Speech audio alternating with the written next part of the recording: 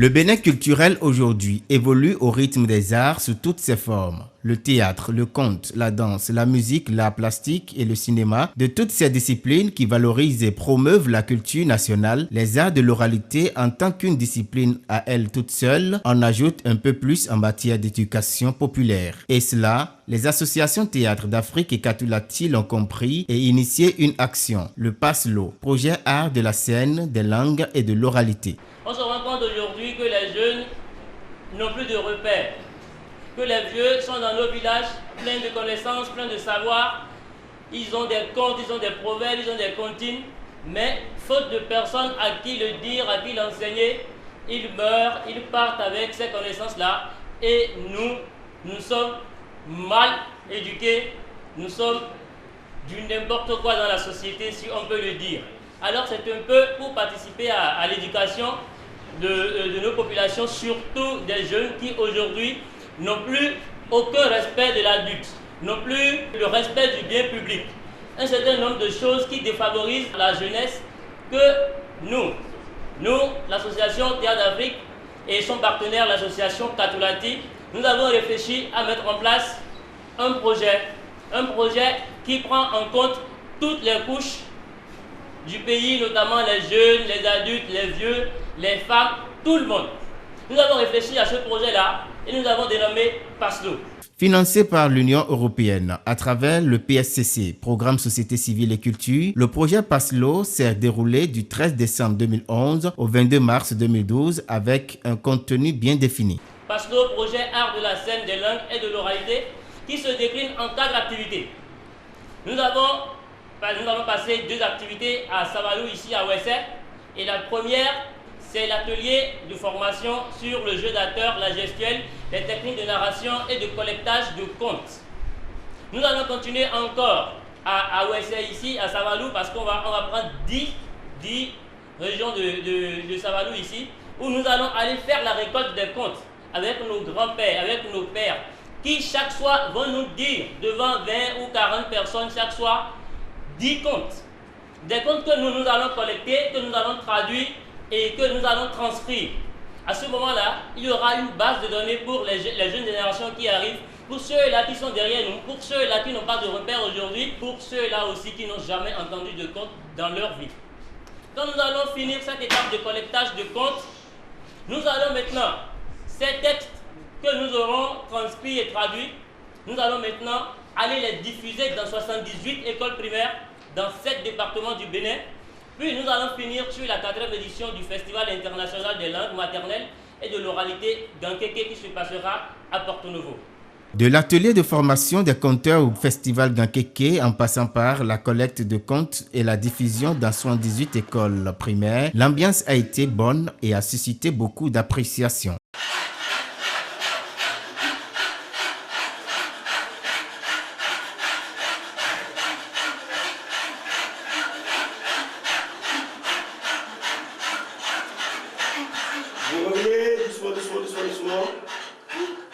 Ce qui m'a beaucoup plu dans ce projet, les formations de conteurs, il y en a à travers le monde, à travers l'Afrique.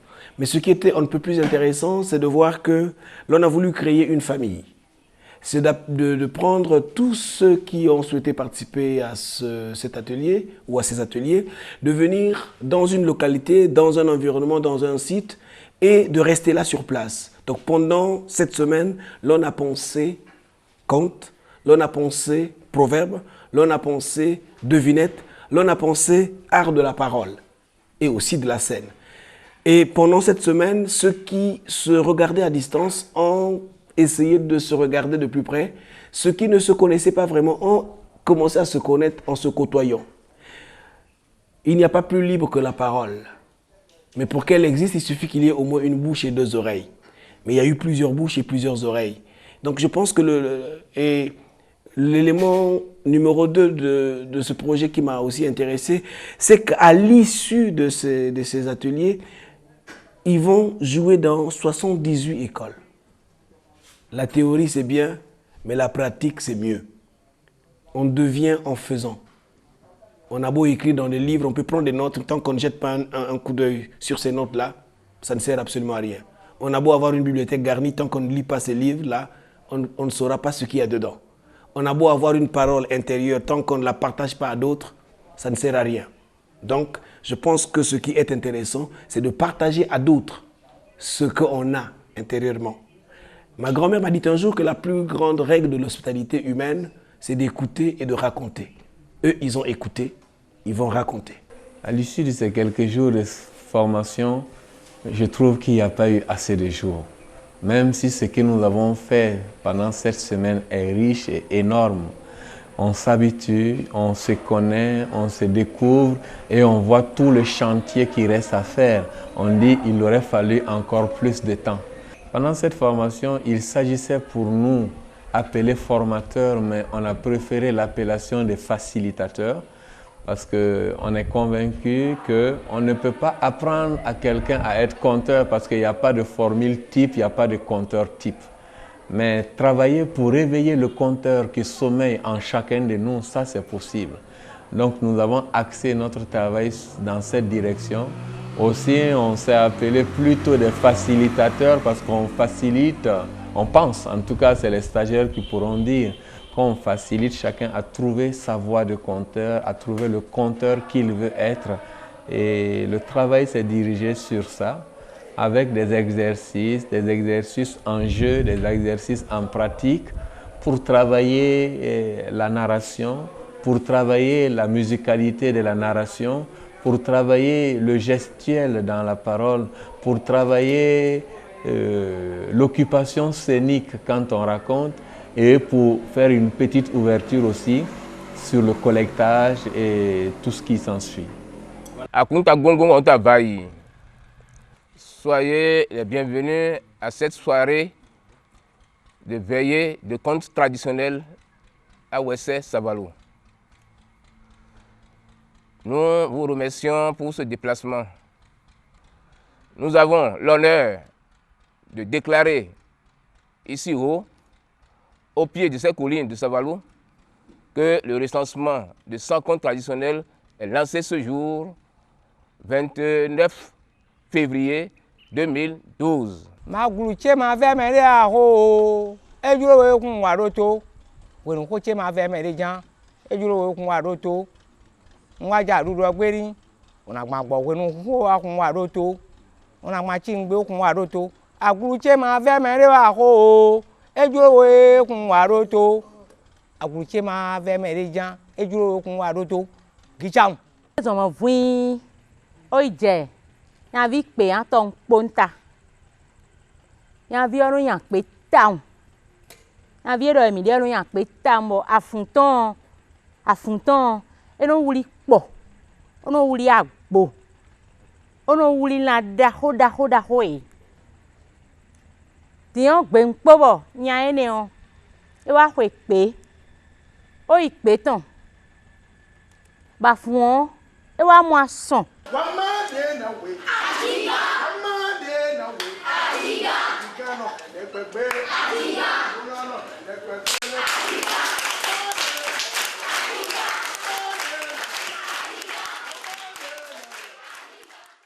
La bouche et la main étaient des amis inséparables.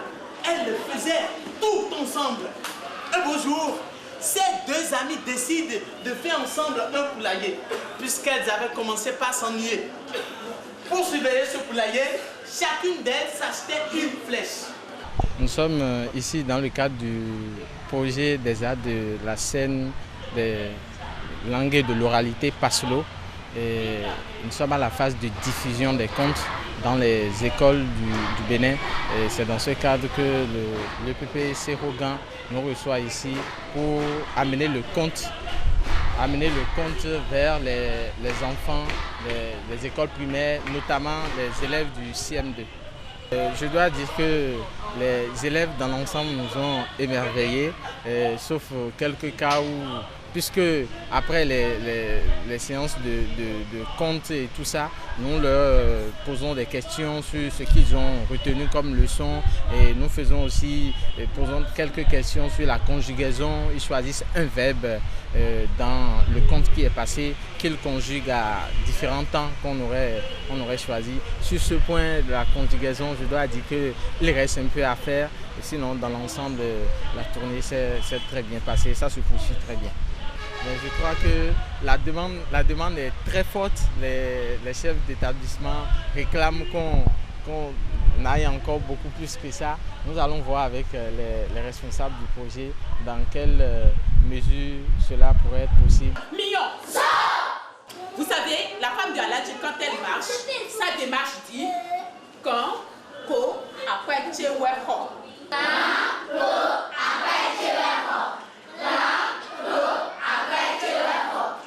Nous sommes dans cette école parce que il y a le projet Passe-l'eau qui passe dans des écoles avec des conteurs qui racontent des histoires aux élèves du CM2 surtout.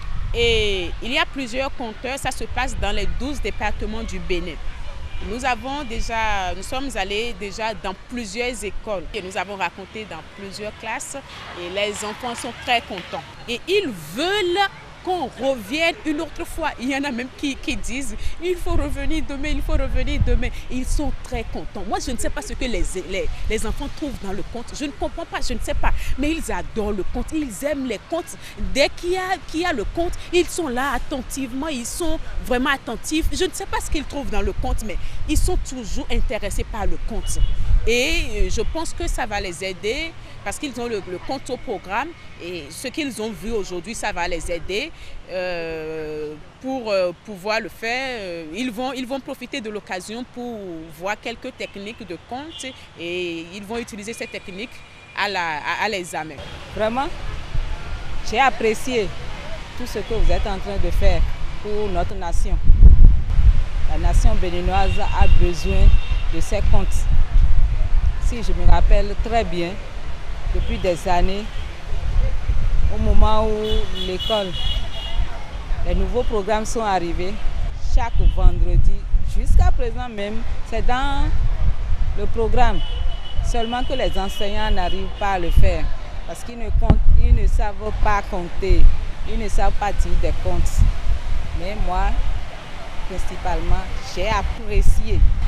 Si le gouvernement peut appuyer ces compteurs pour qu'on puisse généraliser ça, ça va faire beaucoup plaisir.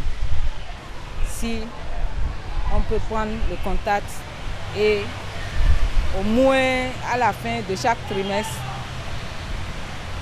je vais inviter des compteurs pour venir auprès des enfants, ça va beaucoup leur faire plaisir. Et je remercie tous les compteurs qui sont arrivés. Je prie encore Dieu de vous aider.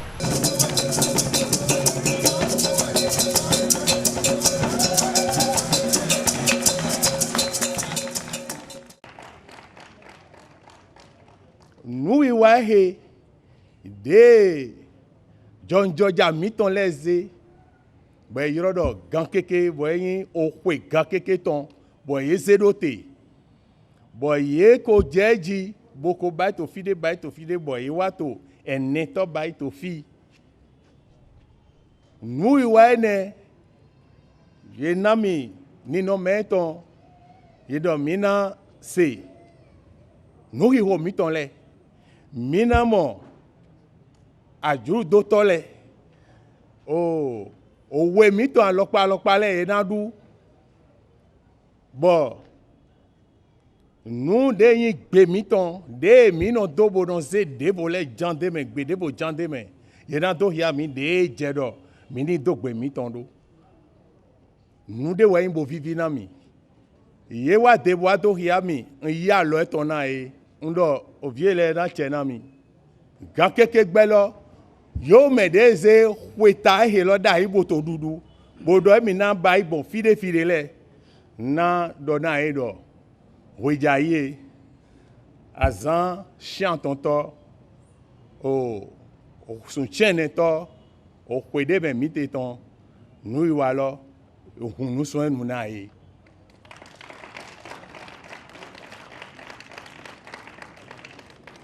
bo ye na bai bo Nde pepe mana kaya fona ye. Dagbe we na ina ye. Fide pepe de ye bo agun na dodo ye. Kokwe pa e na yin. To fide pepe de ye na je. Ndo kokwe pa jayi ni osupo mlonde wa. Agun na dodo mi we. Bo mi na pon lo. Bo e na so ise. To yin ko togbo mi ton le ton me. Po klon de do gbe ton po. Anzon yu wa mi ton pe lo dudu. E hun nu so enu.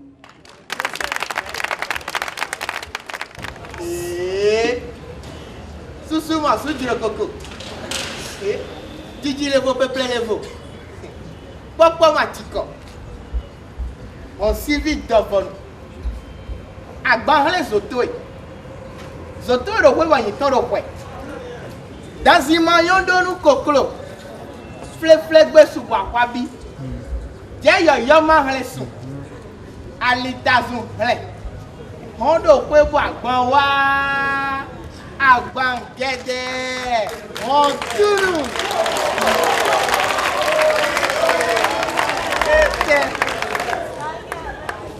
Nyendie mando nunde lobo yi wanu we. Yoko agrandamia. Oh.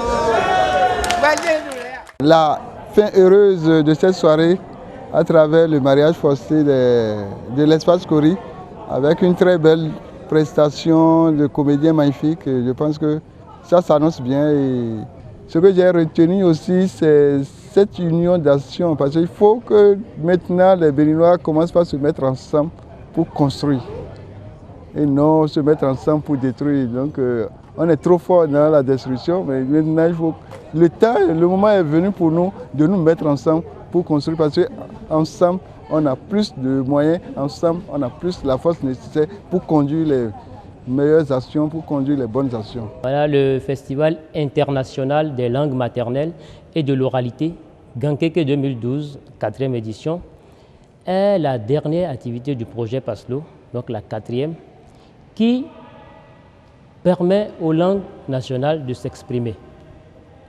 Nous avons compris que nous ne parlons plus nos langues. Nous les parlons, mais nous les mélangeons. Il y a une sorte de mélange qu'on fait de nos jours. On s'est dit qu'il faut créer une occasion pour rassembler des jeunes qui vont réfléchir sur les réalités de leur quotidien, sur les choses qui se passent et faire un retour à la source, notamment un retour à nos langues maternelles. Voilà. La présidence a créé un ministère chargé des langues maternelles. Le besoin est pressant. Nous avons fait le constat sur le terrain qu'il n'y a aucune part qui soit faite à nos langues. Donc c'est pour soutenir la politique de l'État de faire la promotion de nos langues maternelles que nous avons mis en place ce creuset, en sachant bien sûr que les arts de la scène sont un puissant vecteur de communication, un puissant vecteur de sensibilisation, d'information et aussi de formation. Donc il y a 4 intérêts: la formation, la sensibilisation, l'information et aussi l'éducation. Voilà, donc le festival Gankeke est né pour partager des valeurs citoyennes et ceci à partir de nos langues maternelles. Et c'est important qu'on appuie sur cela. Tous les spectacles que vous verrez ici, que ce soit du théâtre, du conte, de la chanson et même la danse, le ballet, ce sera dans nos langues maternelles, ce sera dans nos rythmes traditionnels, ce sera avec nos réalités quotidiennes et aussi nos héritages et aussi tout ce que nous avons d'endogène, de profond.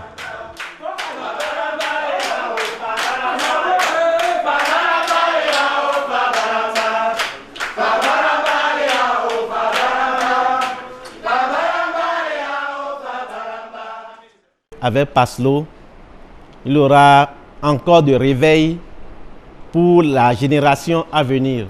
Parce que dans l'art, on arrive à apprendre beaucoup de choses. Avec l'art aussi, on étudie beaucoup de choses. Et je crois que PASLO a de l'avenir. Je suis très content et très satisfait de ce qui a été réalisé pendant ces quelques jours-là. Difficulté, sincèrement, même le plus minime, on n'en a pas trouvé. C'est en cela que le temps devient petit pour nous. parce que les gens étaient d'une ouverture, d'un engagement et d'une disponibilité qui donnait envie d'aller plus loin. Et tout ce qu'on proposait, ils prenaient. Et eux-mêmes étaient dans une disponibilité d'apprendre qui nous amène, nous, facilitateurs, à aller plus loin, le plus loin possible dans ce qu'on sait et dans la direction qu'on a choisie aussi. En tout cas, difficulté majeure, moi, je n'ai pas trouvé. Humainement, c'était très, très riche. Et je pense que c'est une famille qui est née là pour moi. Il y a un proverbe qui dit « Tant que l'humain vivra, la parole survivra ». Et je sors d'ici heureux et ragaillardi de constater que ça a été de belles rencontres. De belles rencontres, on a échangé, on a discuté parce que l'idée qui était nôtre, tout au moins mienne, n'était pas de venir apprendre aux gens des choses, mais venir échanger et apporter ma modeste expérience à l'édifice de cette parole conteuse qui malheureusement disparaît peu à peu en Afrique. Et si il y a un doigt plus un doigt qui en font 5 pour former la main, ça pourra un jour laver le visage. Donc je pense que déjà je suis content d'avoir rencontré des jeunes qui ont envie, qui sont enthousiastes, qui croient en cette parole conteuse et qui ont compris certaines choses, notamment que on ne peut pas aller loin si de temps en temps on ne jette pas un regard dans le passé. Son passé, qu'est son passé historique, qu'est son passé ancestral, et pour l'apprendre, il faut aller vers les anciens. On dit un vieillard qui meurt est une bibliothèque qui brûle. Profitons donc de ces anciens-là qui vivent encore, avant qu'ils disparaissent tous, et nous on sera anciens demain.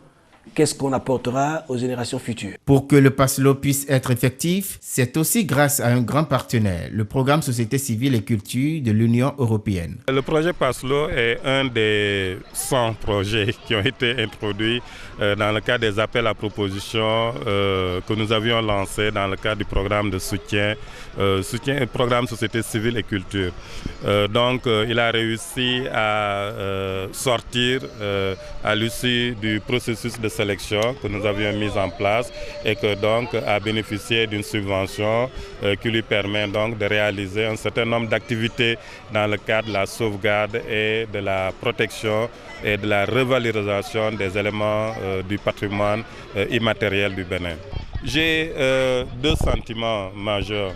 Le premier sentiment, c'est que j'ai pu voir l'adhésion que ce projet a suscité dans cette localité-là. Il y a les autorités traditionnelles qui sont venues soutenir, les autorités politiques, les autorités administratives, tous ont adhéré à ce projet. Donc ce projet bénéficie déjà d'une légitimité à la fois politique et aussi populaire. Donc c'est ce qui est très important dans l'environnement immédiat d'un projet.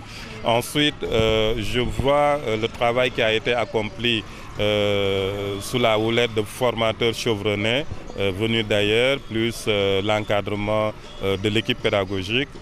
Donc le travail qui a été ressuscité aujourd'hui me fait croire que la suite sera extrêmement enrichissante et que les objectifs pourraient être atteints.